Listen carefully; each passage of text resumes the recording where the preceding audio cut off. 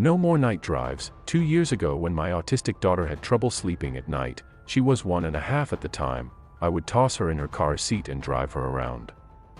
It was one of the only ways she fell asleep soundly, and I lived with my parents in a nice neighborhood, so one night I'm driving and my girl had finally fallen asleep. It's about 9 p.m. at this point. So I'm hungry and want to let her fall into a deeper sleep so I can move her. I get some food from a drive-thru and pull over onto a side street right next to the restaurant so I can eat. I'm finishing eating and looking back to check on my kid, and suddenly these super bright headlights pull up behind me a little too close.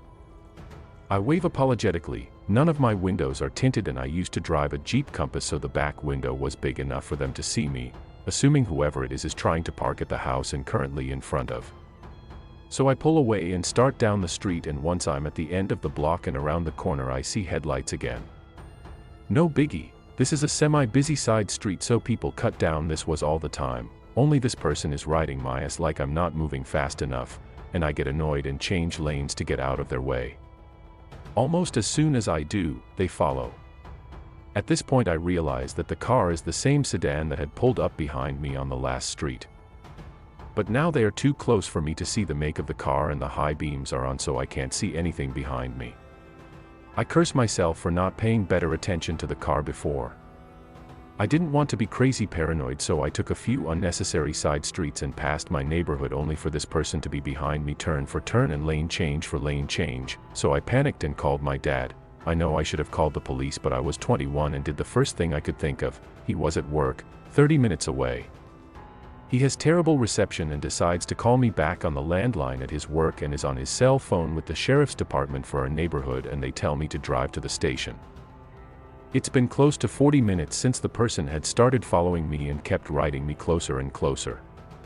I'm running lights and swerving around at this point, just trying to catch someone's attention, so I drive to the station, and no one is fucking there. Not one car. No cruisers, no one in the department office, not even any cars in the small parking lot, and they want me to pull into the lot and wait for an officer. I am alone. My 1-year-old is now fussing in the back seat, and there is only one way in or out of the parking lot.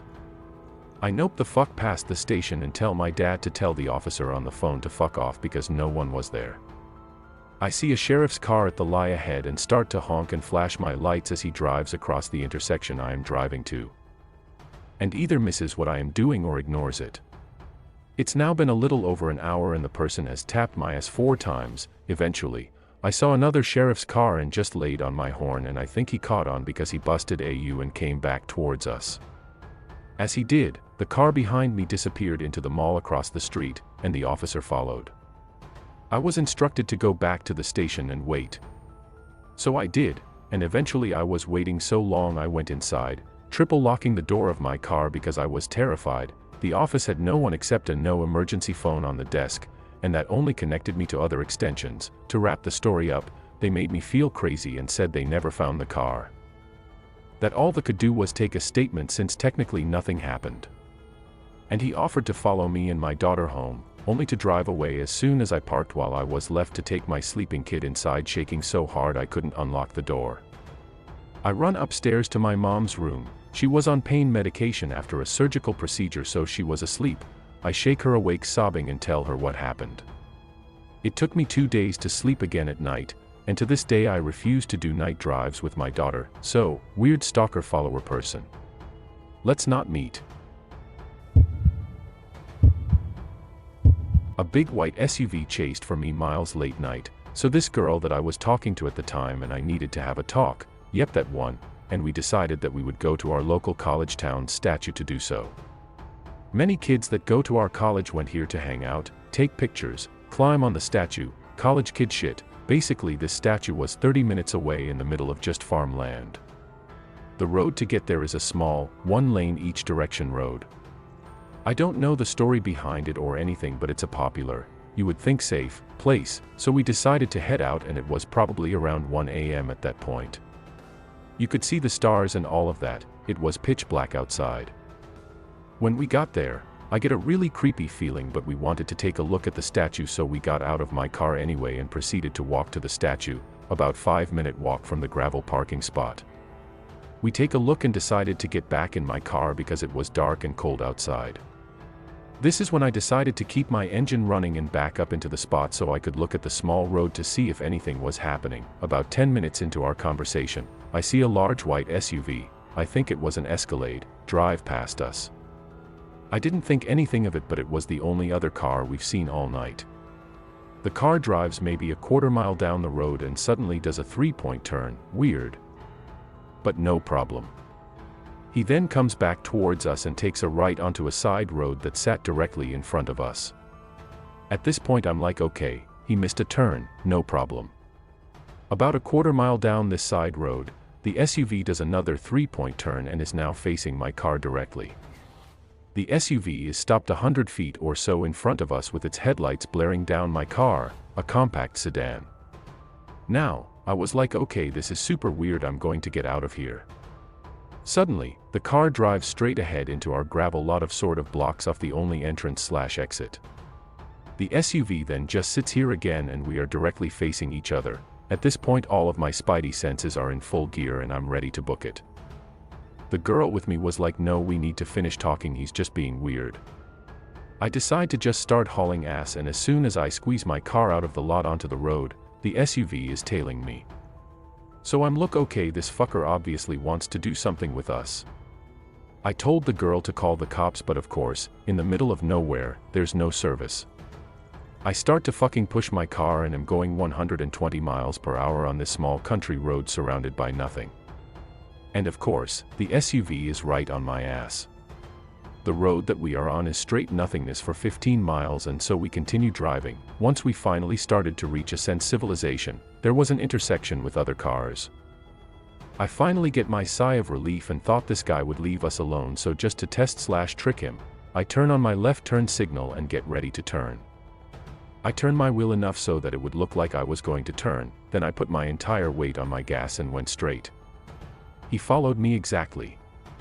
With the turn signal, turning, accelerating, everything, a couple of miles later, we finally get reception and call the police. As we are on the phone with them, there is a brightly lit gas station, one of those big ones like Quick Trip or Racetrack, and we turn into that because if this fucker is going to kill or kidnap us, he's going to have to do it where other people can see, lol. As soon as I turn into that gas station, he books it and hauls ass to wherever the fuck he was going. We gave a description and what happened to us to the dispatcher and continued on our conversation, lol. To this day I don't know what that person wanted or what their objective was, but I'm glad I didn't find out. What would have happened had I stopped my car? To preface this, I love to drive. Like, hours-long drives to nowhere with no destination in mind, just me, my music, and the road ahead of me.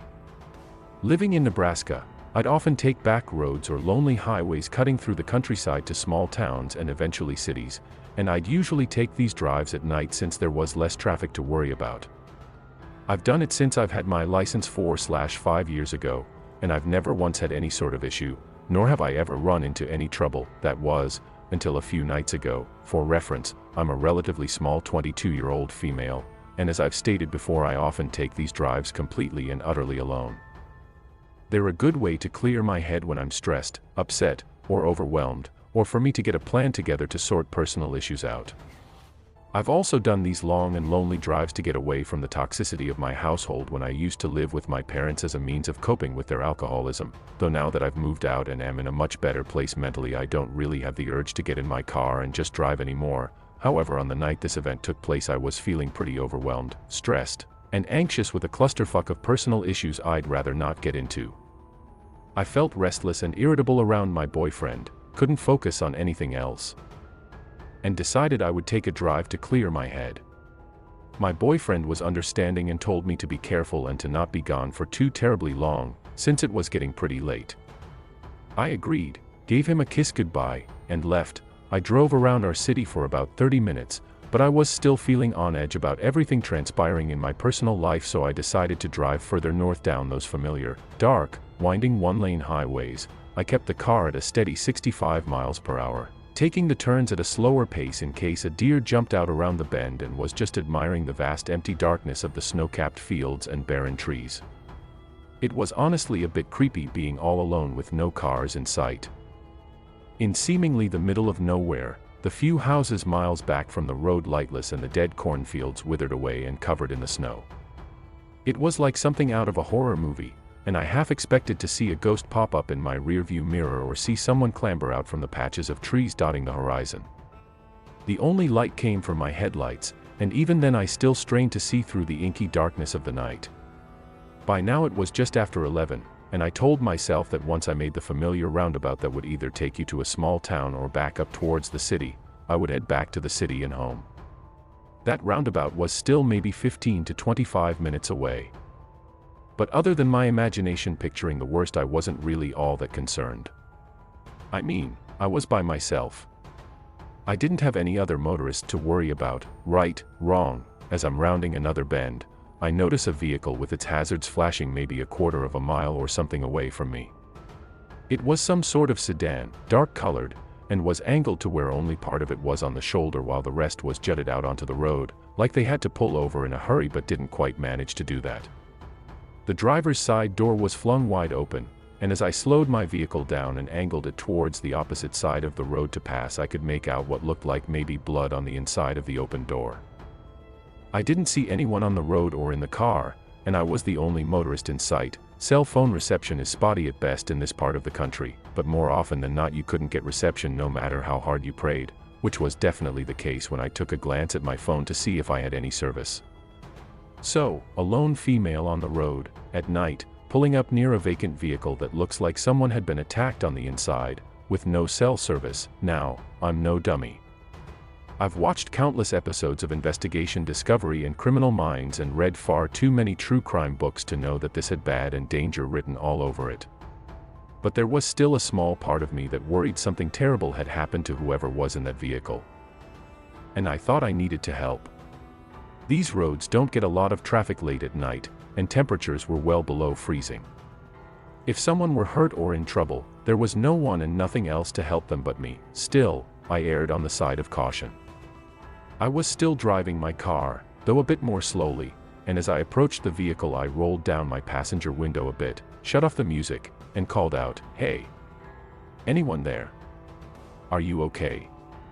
I didn't hear a response. I worried they were passed out somewhere, but I wasn't about to get out and look for them.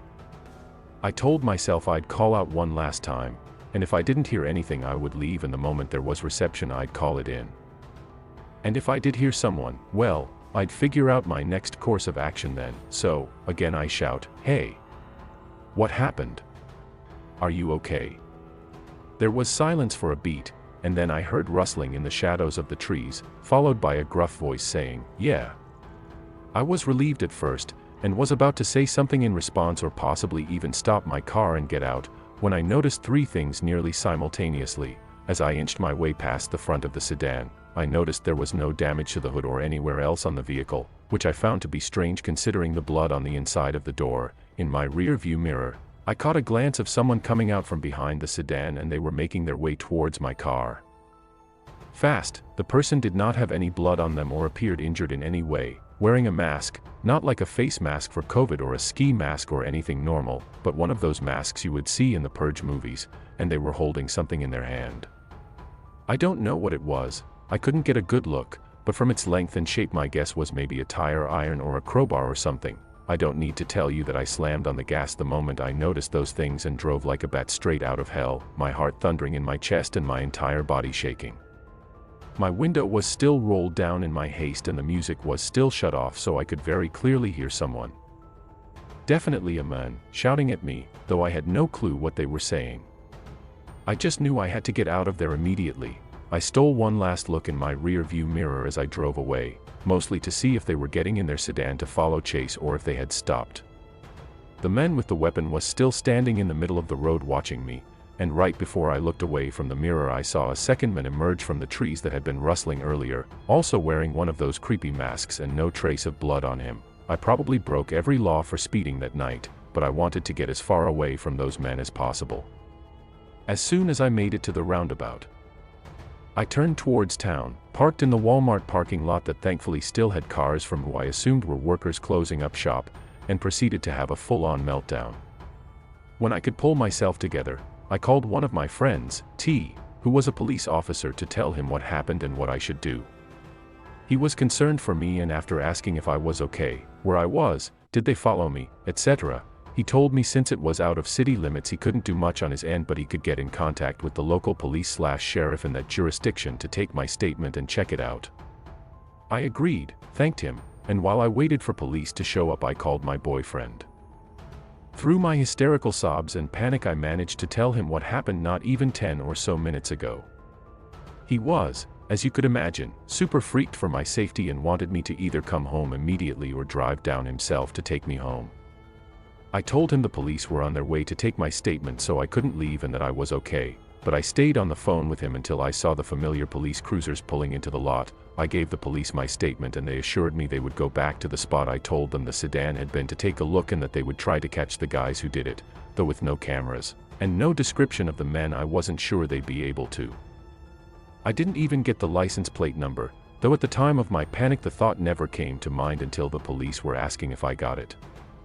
All they had to go off of was a dark-colored sedan and two guys with masks. After I gave my statement I went home and stayed curled up close to my boyfriend the whole night, listening to every sound the house made in fear it would be those guys arriving any minute to finish whatever it was they started. Since the incident I haven't heard back from police about whether or not they have any leads, and I'm not sure they ever will. I'm just thankful I'm still here and that I didn't stop my car or get out. I'm not sure what would have become of me if I had. I still have so many questions that have no answers. What were they doing? Why? Was that blood on the inside of the car, or just a ruse to get more attention? If it was really blood, did they hurt someone else? What would have happened to me if I had stopped my car? Needless to say, I won't be going on any more late-night drives to anywhere, and I hope I never cross paths with those freaks again.